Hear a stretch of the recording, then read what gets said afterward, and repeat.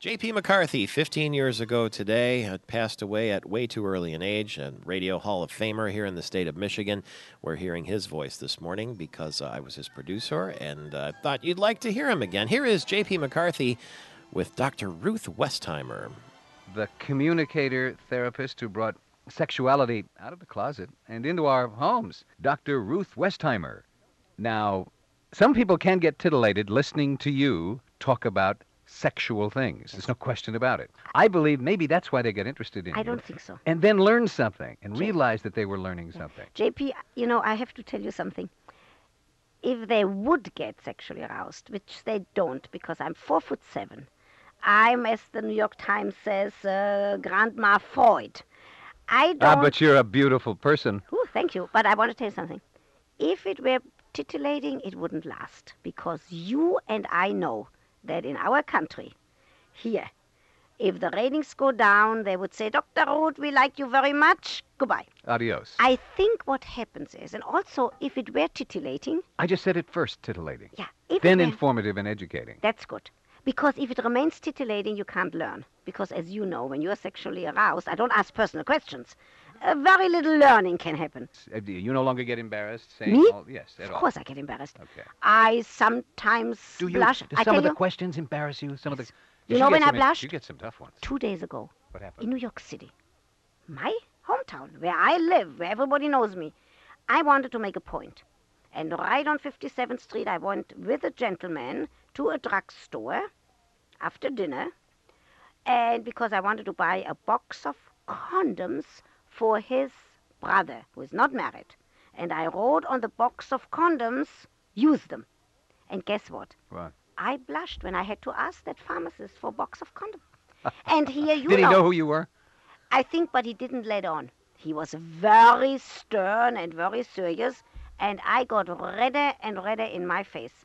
Dr. Ruth is trying to put the romance back into sex in marriage. Do you know? Now, I never realized that before. Because you've been so explicit, it never occurred to me. But that's I always thought you were diagramming the acts. God forbid. I would get bored. I would get bored by talking about it, not just by teaching. Look, for example, in that game, Dr. Ruth's Game of Good Sex, one of the things, it is an arousal points that you collect. You and your partner can play it, and then hopefully it gives you some new ideas because there are different positions described. There are some cards that say go to a sex clinic, all kind of things. There's some true-false questions, fun things. And then it also talks about the arousal points. By that time, anybody who has a good brain, because sex, JP, is not between the waist and the knees. It's up in the brain. By that time, you have some new ideas and you'll try them out. I know what you're going to do tonight. Well, I was just thinking, gee, there aren't any hockey games on. Hang on for a second, if you will, Dr. Ruth. Let me catch my breath here. I'm old-fashioned. Do you know that? I'm a square. I don't believe in group sex. I don't believe in wife swapping. Now, wait a minute. You're a square.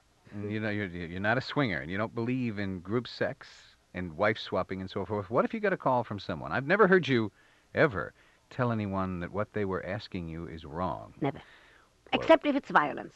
Well, okay, if someone's going to get hurt. But what if a group sex person called and said, we get together every week on our block and we have a big pile. You know what I say? And then we get a rubber sheet out and we throw a lot of Western oil on it and we have a terrific time. What would you say? I say have a fabulous time. Don't you forget to use contraceptives. That's all. You see what I mean? I am You don't make any moral judgments? Absolutely not. Okay. Are you shocked sometimes by some of the questions? Yeah, I have a funny one for you. A man called and he said, Dr. Ruth, my girlfriend and I love each other very much. I hear that. I'm already happy. He said, we have been living together for 1.5 years. He said, what could he do at the wedding night, after the wedding ceremony, that would be different from all other nights? I said, after the wedding ceremony, after the party, when you are alone, let her go to the bathroom and into bed first. When you walk out of the bathroom, do not wear pajamas. Wear only a top hat and a tie. You know what he asked me?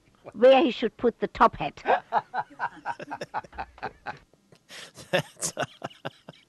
Dr. Ruth Westheimer, who she was a big star on radio, of course, and then became a big star on television, too. J.P. McCarthy, the biggest star on radio in the history of Michigan, #1 for 35 years in the Radio Hall of Fame and a Marconi Award winner, and passed away 15 years ago today. I was lucky enough to be the final producer the last 5 years of his life, one of only 3 that he had over that long and storied career.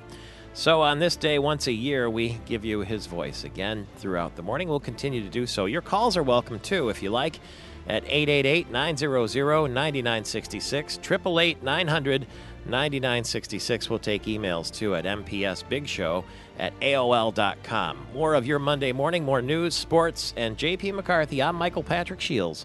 Back in a flash.